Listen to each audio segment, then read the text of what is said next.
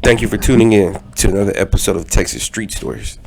And if you haven't already subscribed, help your boy out and hit the subscribe button.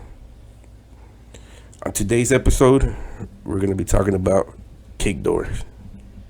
Is it really worth it? As you've seen from the video I posted earlier, I'll post it again in this video. That was from an incident that happened here in Dallas, where those two dudes went up there knocking at a door, acting like maintenance man, trying to get in there. Who knows what kind of information they had of what was in there. Maybe they seen traffic coming and going, or maybe they knew something was going on. But is it really worth it? The video shows they weren't able to get in. The dude unloaded about 13-4 rounds, but those rounds all ended up going into the next apartment. You know, somebody could have been sitting there minding their own business, nothing to do with it. They could have been dead. You know, all for the actions of somebody trying to kick a door. You know,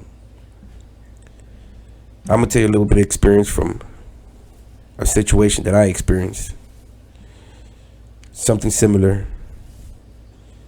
Because the information sometimes ain't always accurate, or what they tell you is in there. Sometimes you're told there's so much X amount of up in there, and then when you do go in there, it's nowhere near what they said it was in there. You know, is it really worth it? You know, well, my personal experience, 2004, I came out of prison, just like mostly everybody else that comes out of prison, without a penny in their pocket, starting again from ground zero. You know, all this time you've been locked up, your parents have been sending you money for commissary. You know, that's understandable. You're locked up. There's nothing you can do about it. There's no way for you to go to work and get paid. Yeah, you got your side hustles, but it's always feeling good that somebody's sending you money and you got money on your books. So when I got out of prison, I felt like they had did their job by doing that. And I didn't even stay a day in my mom's house when I got out of prison. First thing I did got out of prison, I found whatever clothes fit me. My shoes fitted me. Took a shower. I ate. And I took off. I was just picking off where I left off, because I went to prison for some stupid shit. Nothing for what I was really doing on the streets. I was making money on the streets. You know, I didn't go to prison for the stuff that I was doing or getting myself into. I'm still surprised of that. So I take off and I go to my own neighborhood. It doesn't take long for me being posted up at the C-store that my homeboys recognize me and they pull up. What's going on? Nothing. Trying to see what's going on. So my homeboy sees, he goes, "You just got out?" I'm like, "Yeah, I just got out. Just today." He goes, "You already out here again?" I'm like, "Yeah, man, I'm hungry." He goes, "What you gonna do to get back on your feet?" I said, "I don't know, I'm looking." You know, I needed money to re-up, but I didn't have no money to re-up. So he tells me to get in. We get in. We start smoking. He tells me I got a plan. I got a lick lined up. So, "Are you down?" I start telling me more. He starts telling me more. Starts sounding real good. So my other homeboy had just gotten out too. He's hungry as well. So he says, y'all ready? I said, I'm ready. My homeboy's ready. So we go. And the door ain't even locked.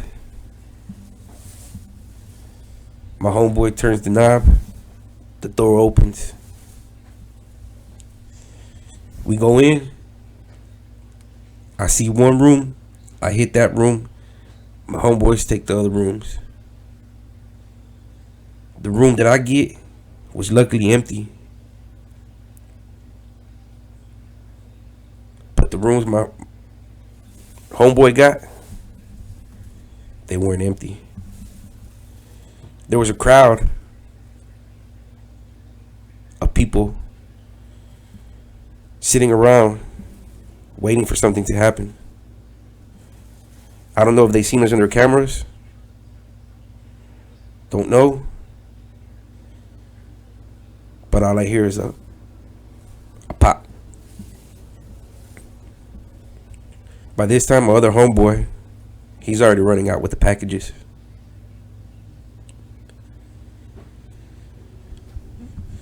Get in the car. My homeboy, his gloves and gun got speckles, like if he's been painting. I tell him, throw them fucking gloves out the window. Get rid of them motherfuckers. So we go home. We look at what we got. And it's nowhere near what he told us was there.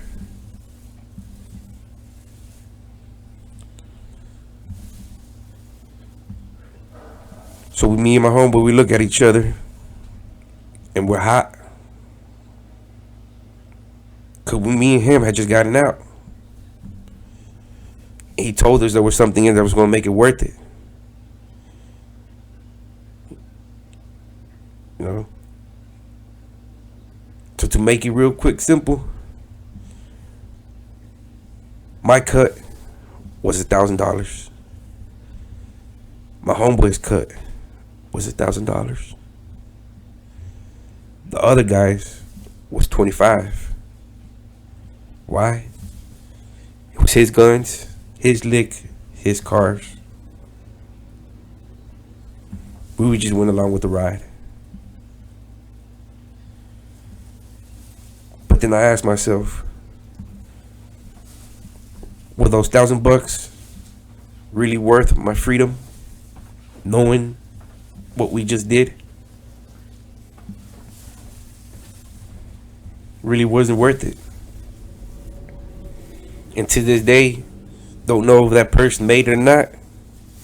Hopefully they made it.